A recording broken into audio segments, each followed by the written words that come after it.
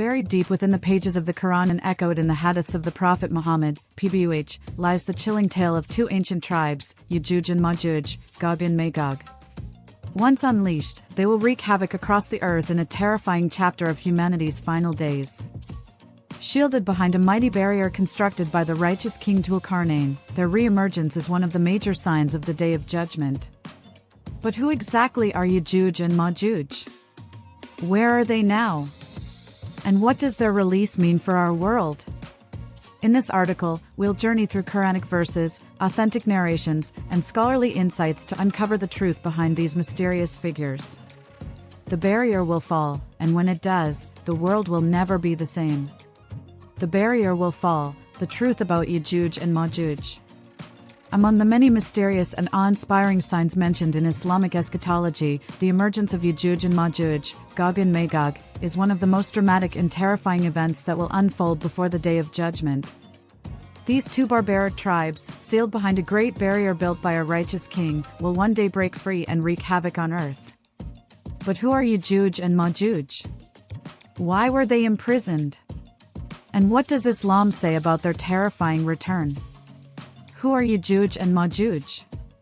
Ya'juj and Ma'juj, also known as Gog and Magog, are two human tribes described in both Islamic and Judeo-Christian traditions. According to Islamic belief, they are descendants of Adam, meaning they are not supernatural beings but humans. However, their destructive nature, massive numbers, and uncontrollable chaos make them unlike any other human nation. The Quran references them in Surah Al-Kahf 18:93-98 and Surah Al-Anbiya 21 hours 96 minutes, and many details are further elaborated upon in authentic ahadith of the Prophet Muhammad, PBUH. The story of Dhul-Qarnayn and the Great Barrier.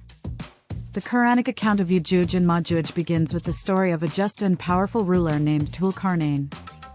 He traveled across the world and eventually reached a region between two mountains, where people pleaded with him to help protect them from the devastation caused by Ya'juj and Ma'juj. They said, "O Dhul-Qarnayn, indeed Ya'juj and Ma'juj are great corrupters in the land.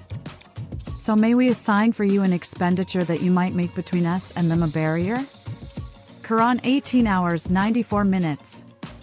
Dhul-Qarnayn agreed, but instead of taking payment, he sought their help in building a massive structure to contain them. Using iron and molten copper, he constructed an impenetrable wall between the two mountains, sealing off Ya'juj and Ma'juj from the rest of humanity. So they, Ya'juj and Ma'juj, were unable to scale it, nor were they able to pierce it. He then declared that this barrier would stand firm until Allah decrees otherwise. Will the barrier last forever? No. According to Surah Al-Anbiya, 21 hours 96 minutes. Until, when Ya'juj and Ma'juj are let loose, and they swiftly swarm from every mound. This indicates that the barrier will eventually fall, by the will of Allah. When this happens, Ya'juj and Ma'juj will break free and spread across the earth in massive numbers, causing destruction and mayhem wherever they go. Their characteristics and behavior. The Prophet Muhammad, PBUH, described Ya'juj and Ma'juj in several hadiths, painting a terrifying picture. Massive numbers, they will be so numerous that for every one person in paradise, 999 from Ya'juj and Ma'juj will go to hell. This implies that they will outnumber other people dramatically. Rapid destruction, they will consume all resources in their path, water, crops, and animals. In one narration, it's mentioned that they will drink an entire lake dry. No one can defeat them. When they emerge, no army or weapon will be able to defeat them. Even Prophet Jesus will not fight them directly. Instead, he will pray to Allah for help. Their release, a major sign of the hour. The emergence of Ya'juj and Ma'juj is considered one of the 10 major signs of Qiyamah, the Day of Judgment, as mentioned in various ahadith. These signs include the Dajjal, Antichrist, the return of Is, the beast of the earth, Dabbat al-Ard, and the rising of the sun from the west, among others. Their release will occur after the killing of the Dajjal by Is. Once Dajjal is defeated and peace is established, Allah will reveal to Is, "I have released servants of mine whom no one can fight. Take my servants and seek shelter in the mountains." Sahih Muslim. the prayer of Isa, As, and their destruction. Upon their release, Ya'juj and Ma'juj will spread like a plague. Their sheer number and ferocity will force the believers to retreat to the mountains for protection, as instructed by Isa, As. Isa, As, will then pray to Allah for their destruction, and Allah will respond by sending a special type of worm or insect that will attack them at the base of their necks, killing them all overnight. Afterward, their bodies will cover the earth, and the stench will be unbearable. Once again, Isa, As, will pray to Allah, who will send birds with necks like camels to carry their corpses and rain to cleanse the earth. Where is the barrier today?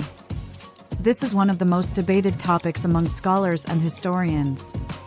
The Quran does not specify the exact location of the wall built by Dhul-Qarnayn. Some theories suggest it might be in the Caucasus Mountains, between the Black Sea and Caspian Sea, while others believe it's hidden or buried. However, the Islamic view is clear: Ya'juj and Ma'juj are real, and they are currently trapped behind the barrier. Their exact location is known only to Allah, and their release will occur at the appointed time. What can we learn from this story? 1. Allah's power and wisdom. The tale of Ya'juj and Ma'juj reminds us of Allah's control over time, history, and the unseen. Only He knows when the hour will come and what signs will unfold. 2. The importance of faith in the unseen. Even though the story may sound like a fantasy to some, it is a core belief in Islamic eschatology. Believing in the unseen is a sign of strong iman, faith.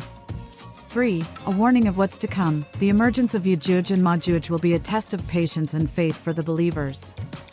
Their story is not just a tale of terror, but a reminder to stay steadfast in the face of tribulation.